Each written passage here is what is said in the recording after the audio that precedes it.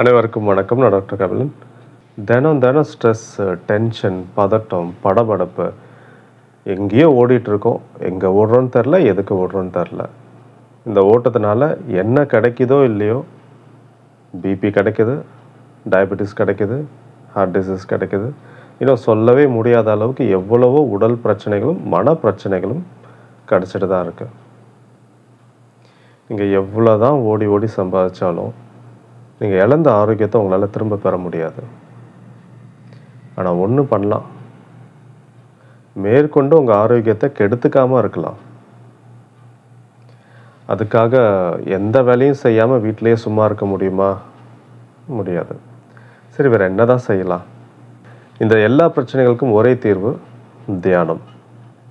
நீங்கள் உங்களுடைய வேலைகளை நீங்கள் நிறுத்தணுன்ற அவசியம் இல்லை, உங்களுடைய ஓட்டத்தை நீங்கள் நிறுத்தணுன்ற அவசியம் இல்லை. அது வாழ்க்கைக்கான ஓட்டம் ஓடிக்கிட்டு தான் இருக்கணும். ஆனால் அந்த ஓட்டத்தோடு சேர்த்து தியானம்ன்ற ஒரு சின்ன ஒரு விஷயத்தையும் சேர்த்துக்கிட்டீங்க அப்படின்னா உங்களுடைய ஓட்டத்துக்கு தேவையான பலம் உங்களுக்கு கிடைக்கும். நீங்கள் செய்யக்கூடிய வேலைகளுக்கு தேவையான ஒரு உத்வேகம் உங்களுக்கு கிடைக்கும். அது மட்டும் இல்லாமல் இந்த ஓட்டத்தினால உங்களுக்கு ஏற்படக்கூடிய எல்லா பிரச்சனைகளையும் அது தடுக்கும். எந்த பிரச்சனைகளும் இல்லாமல் தொடர்ந்து உங்களை ஓட வைக்கிறதுக்கு தியானம் மிகப்பெரிய அளவில் உதவி செய்யும். இது எப்படி சாத்தியமாகும் அப்படின்னு நீங்கள் யோசிக்கலாம்.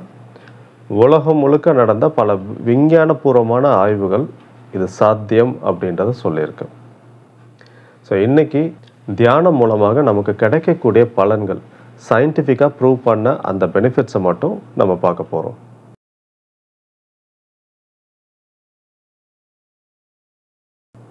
ஸோ இதில் முதல் பெனிஃபிட்டே பார்த்திங்கன்னா, உங்களை மாதிரி முதல் முறையாக தியானம் பண்ணணும்னு நினைக்கிற பலருக்கும் இருக்கக்கூடிய ஒரு முக்கியமான ஒரு காரணம் ஸ்ட்ரெஸ் தான்.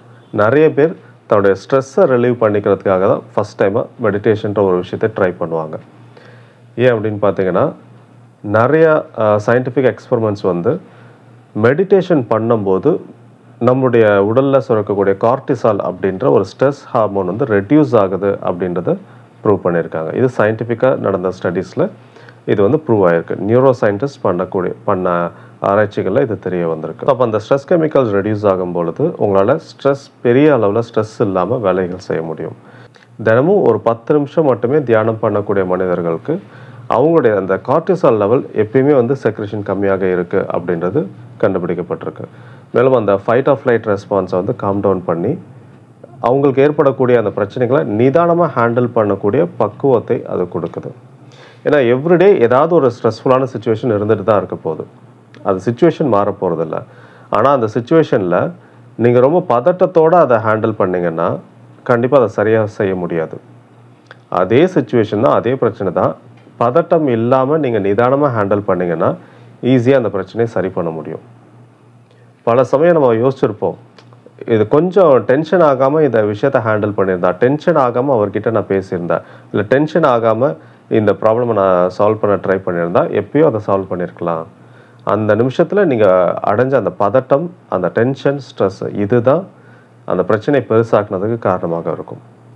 அப்போது அன்றாட வாழ்க்கையில் நம்ம சந்திக்கக்கூடிய அந்த ஒரு கேட்டிக் சுச்சுவேஷன் எல்லாத்தையுமே நிதானமாக ஹேண்டில் பண்ணுறதுக்கு தியானம் உதவும். அதிகம் இல்லை, தொடர்ந்து ஒரு 10 நிமிஷம் மட்டுமே கண்டினியூஸாக நீங்கள் மெடிடேஷன் பண்ணிட்டு இருந்தீங்க அப்படின்னாலே அந்த ஸ்ட்ரெஸ்ஃபுல்லான சுச்சுவேஷனை ஹேண்டில் பண்ணக்கூடிய அந்த கெப்பாசிட்டி உங்களுக்கு வந்துடும். ஏன்னா அந்த ஸ்ட்ரெஸ் வரதுக்கான மேஜர் ரீசனே பார்த்திங்கன்னா அந்த கார்டிசால் அப்படின்ற ஒரு கெமிக்கல். ஸோ அப்போது உங்களுக்கு எக்ஸ்டர்னலாக இருக்கக்கூடிய அந்த ஒரு சுச்சுவேஷன் உங்களுக்குள்ளார ஒரு பயத்தை ஏற்படுத்துது, ஒரு பதட்டத்தை ஏற்படுத்துது. அதனால் fight or flight response kick ஆகிட்டு இமீடியட்டாக கார்டிசால் செக்ரேட் ஆகுது. மெடிடேஷன் அந்த ரெஸ்பான்ஸை உங்களுக்கு நல்லிஃபை பண்ணி நிதானமாக ஹேண்டில் பண்ணக்கூடிய ஒரு பக்குவத்தை கொடுக்குது.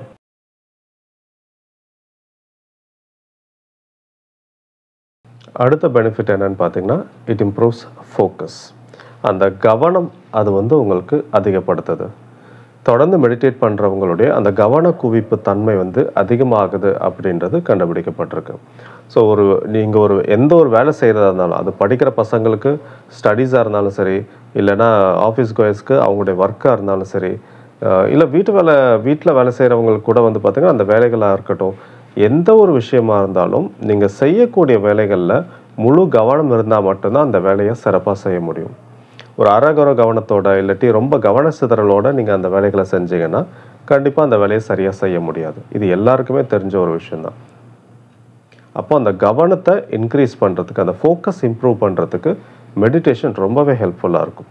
டெய்லி தியானம் செஞ்சு பழகினவங்களுக்கு ஒரு ஒரு விஷயத்தை எடுத்தால் ஒரு வழக்கத்தை விட அதிகமான ஒரு ஃபோக்கஸ் அவங்களால கொண்டு வர முடியும். அதை ஈஸியாக மெஷர் பண்ணி பார்க்க முடியும். இது தியானத்துக்கு முன்னாடி அவங்களால எந்த அளவுக்கு ஒரு விஷயத்தில் ஃபோக்கஸ் பண்ண முடிஞ்சுது, எவ்வளவு நேரத்துக்கு ஒரு குறிப்பிட்ட விஷயத்தில் ஃபோக்கஸ் பண்ண முடிஞ்சுது அப்படின்றதையும் தியானம் பண்ண ஆரம்பித்ததுக்கு அப்புறமா அந்த ஃபோக்கஸ் எந்த அளவுக்கு இம்ப்ரூவ் ஆகிருக்குன்றதை அவங்களே பார்க்க முடியும். ஸோ முன்னெல்லாம் அதிகபட்சம் என்னால் ஒரு 1/2 ஹவருக்கு மேலே ஒரு வேலையை ஃபோக்கஸ்டாக செய்யவே முடியாது. இப்போல்லாம் ரொம்ப ஈஸியாக 1 ஹவர் 2 ஹவர்ஸ் கூட பண்ண முடியுது இப்படின்றதெல்லாம் நிறைய பேர் சொல்லியிருக்காங்க. ஸோ மெடிடேஷன் மூலமாக ஃபோக்கஸ் இம்ப்ரூவ் ஆகும். ஸ்டூடெண்ட்ஸுக்கும் அவங்களோட படிப்பில் ஃபோக்கஸ் பண்ணுறதுக்கு ஹெல்ப்ஃபுல்லாக இருக்கும். வேலை பார்க்குறவங்க அவங்களுடைய வேலைகளில் ஃபோக்கஸ் பண்ணுறதுக்கு ஹெல்ப்ஃபுல்லாக இருக்கும். வேறு ஆர்டிஸ்ட், வேறு எந்த ஃபீல்டில் சேர்ந்தவங்களாக இருந்தாலும் அவங்க ஃபீல்டில் அவங்க நிதானத்தோடையும் கவனத்தோடையும் வேலை செய்கிறதுக்கு தியானம் மிகப்பெரிய அளவில் உதவும். ஏன்னா நீங்கள் தியானத்தில் உட்காரும் பொழுது அந்த கவனம் தான் நீங்கள் அந்த இடத்துல மெயினாக கொண்டு வரீங்க. தியானம் பண்ண அந்த கவன குவிப்பு அதிகமாகிக்கிட்டே வருது. அந்த ஃபோக்கஸ் இது லிட்டரலாக மெடிடேஷன் மூலமாக உங்கள் மைண்டுக்கு நீங்கள் கொடுக்குற ஒரு ட்ரைனிங் தான். ஒரே விஷயத்தில் ஃபோக்கஸ் பண்ண வைக்கிறது. இப்போ மெடிடேஷன் பார்த்தீங்கன்னா மேக்ஸிமம் அதுதான் இருக்கும். ஒரு குறிப்பிட்ட விஷயத்தில் நீங்கள் ஃபோக்கஸ் பண்ணுவீங்க. அது மூச்சாக இருக்கலாம், இல்லாட்டி ஏதாவது ஒரு இமேஜாக இருக்கலாம், இல்லாட்டி வேறு ஏதாவது ஒரு விஷுவலாக கூட இருக்கலாம். ஏதோ ஒரு விஷயத்தில் நீங்கள் ஃபோக்கஸ் பண்ணுறீங்க. ஸோ தொடர்ந்து அதை ப்ராக்டிஸ் பண்ண உங்களுடைய ஃபோக்கஸ் நாளுக்கு நாள் டெவலப் ஆகிட்டே இருக்கும். இது ரொம்ப மேஜிக்கலான ஒரு விஷயம்லாம் இல்லை. Pure mental science, pure brain training தான். ஏன்னா நம்முடைய மனசு ஒரு குரங்கு மாதிரி ஒரு இடத்துலேருந்து இன்னொரு இடத்துக்கு தாவிக்கிட்டே இருக்கும். ஒரு சேர்ந்தாப்புல ஒரு 2 நிமிஷம் கூட ஒரே விஷயத்தில் உங்களால் ஃபோக்கஸ் பண்ணவே முடியறதில்ல. அந்த குரங்கு மனசை அமைதிப்படுத்துறதுக்கு தியானம் மிகப்பெரிய அளவில் உதவும். நிறையா ஸ்டடீஸ் மெடிடேஷன் பண்ணும்போது அட்டென்ஷன் ஸ்பேன் இன்க்ரீஸ் ஆகுது அப்படின்றத ப்ரூவ் பண்ணியிருக்காங்க.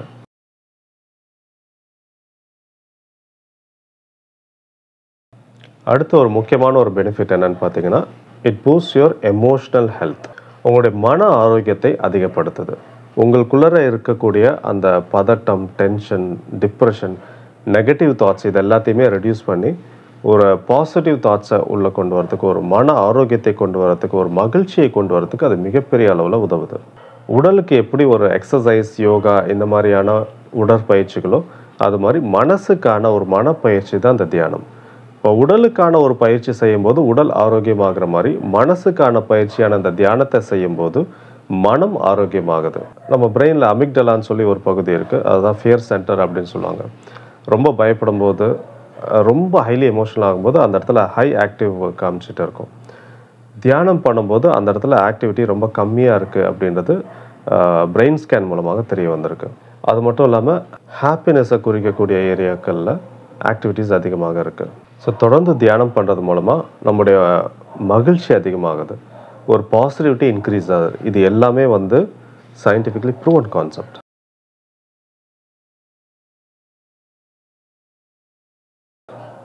அடுத்து பல பேர் ரொம்ப அதிகமாக கஷ்டப்பட்ட ஒரு பிரச்சனை அப்படின்னு பார்த்தீங்கன்னா தூக்கமின்மை.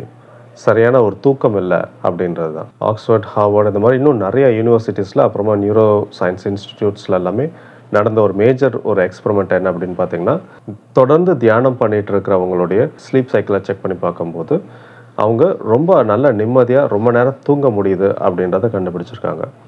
அது மட்டும் இல்லாமல் தூக்கமின்மையில் பாதிக்கப்பட்ட பல பேரை ஒன்றா கொண்டு அவங்களுக்கு ஒரு few weeks of meditation training மட்டும் கொடுக்குறாங்க. தொடர்ந்து தியானம் பண்ணுறதுக்கான ப்ராக்டிஸ் கொடுத்து அவங்கள டெய்லி தியானம் பண்ண வச்சு அதுக்கப்புறமா அவங்களுடைய ஸ்லீப் பேட்டர்ன் எந்த அளவுக்கு இம்ப்ரூவ் ஆகிருக்குன்னு செக் பண்ணி பார்க்கும்போது தொடர்ந்து தியானம் பண்ணுறவங்களுக்கு அவங்களுடைய தூக்கமின்மை பிரச்சனையிலேருந்து அவங்க நிரந்தரமாக வெளியில் வந்துட்டாங்க அப்படின்றது தெரிஞ்சுது. நல்லா தியானம் பண்ணுறவங்களால நல்லபடியாக தூங்க முடியுது. ஸோ ஸ்லீப் பேட்டர்ன் இம்ப்ரூவ் ஆகுது, ஸ்லீப் குவாலிட்டியும் இம்ப்ரூவ் ஆகுது. சில பேருக்கு ரொம்ப நேரம் தூக்கம் இருக்காது, ஒரு சில பேருக்கு தூங்குவாங்க, ஆனால் ரொம்ப தூங்குன மாதிரியும் ஒரு ஃபீல் இருக்காது, ஒரு மாதிரி டயர்டாகவே இருக்கும், ஒரு மாதிரி ட்ரௌசியாகவே இருந்திருக்கும் டே ஃபுல்லாக. அப்போ அவங்களுக்கு சரியான குவாலிட்டியான ஸ்லீப் இல்லை அப்படின்றது அர்த்தம்.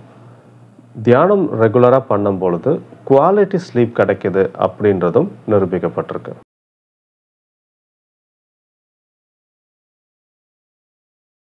ஸோ அடுத்ததாக ஒரு மேஜர் இஷ்யூ பிபி.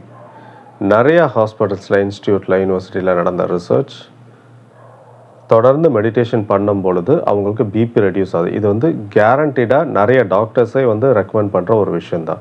பிபிக்கு வந்து மெடிடேஷன் பண்ணுங்கள் அப்படின்னு நிறைய டாக்டர்ஸ் வந்து ரெக்கமெண்ட் பண்ணுறாங்க. ஏன்னா அது வந்து மெடிக்கலி ப்ரூவன். தொடர்ந்து தியானம் பண்ணும் பொழுது ஒன்றும் இல்லை, நீங்கள் பிபி ஹையாக இருக்கும் பொழுதே கூட நீங்கள் கொஞ்சம் நேரம் தியானம் பண்ணிவிட்டு பிபி செக் பண்ணிங்கன்னா உங்களுக்கு அது லோவாக தான் காட்டும். தொடர்ந்து தியானம் பண்ணும் பொழுது பிபி ரெடியூஸ் ஆகுது அப்படின்றது உலகம் முழுக்க நடந்த ஆய்வில் நிரூபிக்கப்பட்ட ஒரு விஷயம்.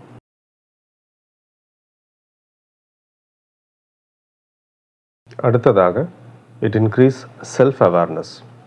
ஒரு சுய விழிப்புணர்வு அதிகரிக்கிறதுக்கு இது உதவுது. இதனால் என்ன பலன் அப்படின்னு பார்த்தீங்கன்னா, ஒன்றும் இல்லை, நீங்கள் பல சமயங்களில் எங்கேயோ ஒரு இடத்துல வந்து கோவமாக பேசிடுறீங்க. பேசிட்டு அதுக்கப்புறமா சரி நம்மளாம் அப்படி பேசணும், நம்ம அப்படி பேசாமல் இருந்திருக்கணும், ஏதோ ஒரு கோவத்தில் அவசரப்பட்டு நான் அப்படி ஒரு வார்த்தையை விட்டுட்டேன் அப்படின்னு ஃபீல் பண்ணுது. இல்லை இந்த சுச்சுவேஷனில் இன்னும் கொஞ்சம் நிதானமாக ஹேண்டில் பண்ணியிருக்கலாம், ஏதோ ஒரு பதட்டத்தில் நான் அந்த மாதிரிலாம் பண்ணிட்டேன், என்னை அறியாமலே நான் அதை செஞ்சுட்டேன் அப்படின்னு நீங்கள் ஃபீல் பண்ணியிருக்கீங்களா? அது ஒரு குற்ற உணர்ச்சி உங்களுக்கு கண்டிப்பாக இருந்திருக்கும். ஏன் அப்படின்னா, என்ன அறியாமல் நான் பண்ணிட்டேன், without my awareness I did it. அதுதான் விஷயம். உங்களை அறியாமல் நீங்கள் பண்ணிட்டீங்க அப்படின்றது தான். தியானம் பண்ணும்போது அந்த அறியாமை விலகும், ஒரு அவேர்னஸ் இன்க்ரீஸ் ஆகும். ஸோ தொடர்ந்து தியானம் பண்ணும்போது உங்களுடைய தாட்ஸ், எமோஷன்ஸ், ஃபீலிங்ஸை உங்களால் ஒரு அவேர்னஸோட கவனிக்க முடியும். உங்களுக்குள்ளார என்ன மாதிரியான மாற்றங்கள் ஏற்படுது, ஒவ்வொரு விஷயமும் உங்களுக்குள்ளார என்ன மாதிரியான உணர்வுகளை தூண்டுது, என்ன மாதிரியான எண்ணங்கள் வருது அப்படின்றத உங்களால் கவனிக்க முடியும். அப்படி கவனிச்சிங்கன்னா மோஸ்ட் ஆஃப் த டைம் உங்களுடைய ப்ராப்ளம்ஸை வந்து நீங்கள் ஈஸியாக அவாய்ட் பண்ணிடுவீங்க. ஏன்னா உங்களுக்குள்ளார ஒரு தவறான ஒரு எண்ணம் வருது, அந்த தவறான ஒரு எண்ணம் தான் ஒரு தவறான சொல்லாக வெளிப்படுது, இல்லை ஒரு தவறான செயலாக வெளிப்படுது. எப்போ உங்களுக்குள்ளார அது வந்து நடந்து முடிஞ்சதுக்கு அப்புறம் தான் அதை நீங்கள் ரியலைஸ் பண்ணுறீங்க. அந்த அவேர்னஸ் அப்புறம் தான் வருது, அதனால தான் அந்த தப்பு நடக்குது. ஆனால் தியானம் பண்ணும்போது உங்களுக்குள்ளார இருக்க அந்த அவேர்னஸ் வந்து ஒரு ஆக்டிவாக இருந்துகிட்டு இருக்கும். ஸோ அப்போது ஒரு தப்பான ஒரு எண்ணம் வரும்பொழுது, அவங்கள திட்டணும்னு தோணும் பொழுது நீங்கள் அதை கவனிச்சிடுவீங்க.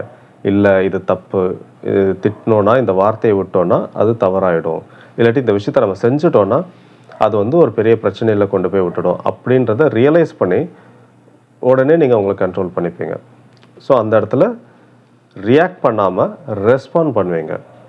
இந்த ஒரு செல்ஃப் அவேர்னஸை தொடர்ந்து தியானம் பண்ணவங்களுக்கு கண்டிப்பாக அது கிடைக்குது.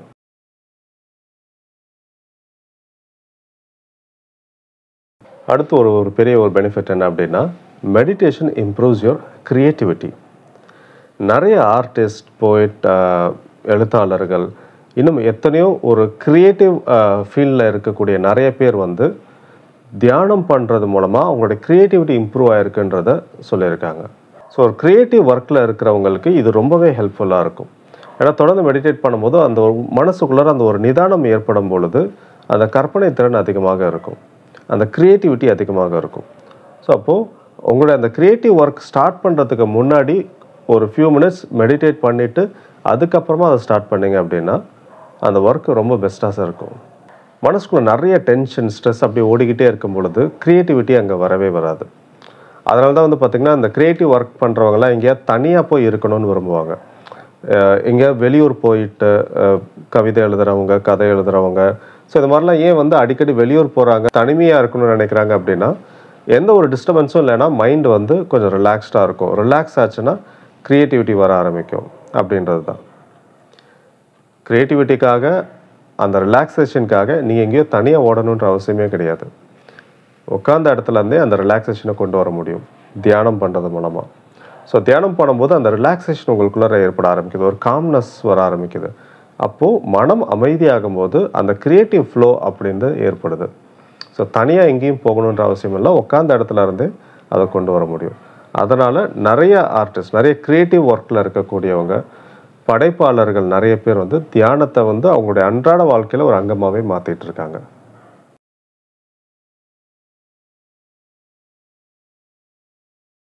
அடுத்து ஒரு மேஜரான ஒரு பெனிஃபிட் பார்த்தீங்கன்னா, மெடிடேஷன் இம்ப்ரூவ்ஸ் யுவர் இம்யூனிட்டி.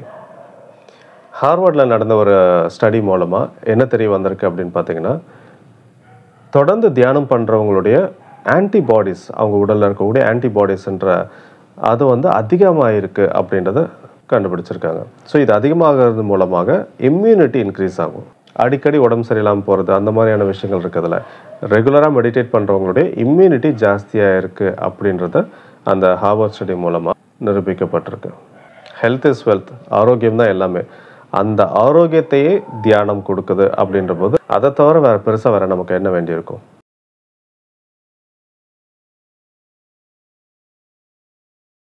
அடுத்து இன்னொரு பெனிஃபிட் என்ன அப்படின்னு பார்த்தீங்கன்னா, இட் இம்ப்ரூவ்ஸ் ரிலேஷன்ஷிப். எப்படி உறவுமுறை சிக்கல்களுக்கு இது எப்படி உதவும் அப்படின்னு பார்த்தீங்கன்னா, தொடர்ந்து தியானம் பண்ணும்போது நம்மளுடைய மனம் அமைதியாக ஆரம்பிக்கும். ஒரு காம்னஸ் இருக்கும், ஒரு நிதானம் இருக்கும், ஒரு பொறுமை இருக்கும். ஒரு ரிலேஷன்ஷிப்பில் இருக்கக்கூடிய மேஜரான ஒரு இஷ்யூ என்னன்னு பார்த்தீங்கன்னா, நிதானம் இல்லை, பொறுமை இல்லை. பொறுமை இல்லாமல் ஏதாவது ஒன்று பேசிடுறது, ஏதாவது சண்டை போட்டுடுறது, அது மூலமாக பல பிரச்சனைகள் வருது அப்படின்றது தான். எப்போ உங்களுக்குள்ள அந்த நிதானமும் பொறுமையும் இருக்கோ அப்போவே எம்பத்தியும் கிரியேட் ஆக ஆரம்பிக்கும். ஒரு ஒரு ரிலேஷன்ஷிப் இஷ்யூ வருது அப்படின்னா நிதானமாக அதை ஹேண்டில் பண்ணுவீங்க. அவசரப்பட்டு வார்த்தைகள் விடாமல், அவசரப்பட்டு பிரச்சனையை பெருசாக்காமல் நிதானமாக இருப்பீங்க. பொறுமையாக இருந்து அதை ஹேண்டில் பண்ணுவீங்க. பொறுமையாக இருக்கிறது மட்டும் இல்லாமல் அந்த எம்பத்தி டெவலப் ஆச்சு அப்படின்னா அவங்களுடைய பாயிண்ட் ஆஃப் வியூவை புரிஞ்சுக்க ட்ரை பண்ணுவீங்க. ஸோ அது மூலமாக ரிலேஷன்ஷிப் டெவலப் ஆகும்.